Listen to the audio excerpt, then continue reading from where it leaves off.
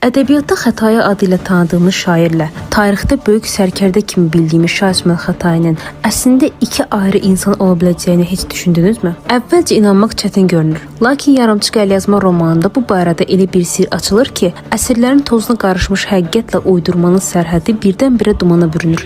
Əsərdə danışıldığına görə, Çaldıran savaşından əvvəl Şah İsmayıl Lələ Hüseynə qeyri-adi bir tapşırıq verir. Özünə bənzəyən bir nəfər tapmağa. Deyilənə görə Lələ uzun müddət şəhər-şəhər gəzir, saysız-hesabsız simalara baxır və nəhayət taleyin sanki qaranlıqdan çıxarıb qarşısına qoyduğu bir gənclə Xızır adlı oğlanla rastlaşır. Xızır Şah İsmayıla elə bənzəyir ki, sanki bir üz iki dəfə çəkilmiş kimi. Lələ Hüseyn bu gənci saraya gətirir. Ona padşahın addımını, duruşunu, hətta şahmatdakı fəndlərini belə öyrədirlər. Amma Xızırın özü tamam başqa xasiyyətlidir. Zərif ruhlu, şeirə bağlı, mülayim bir insan. O, incə duyğularını gizlədə bilməyib Xətai təxəllüsünü götürür və könlündən süzülən misraları kağıza köçürməyə başlayır. 1514-cü il.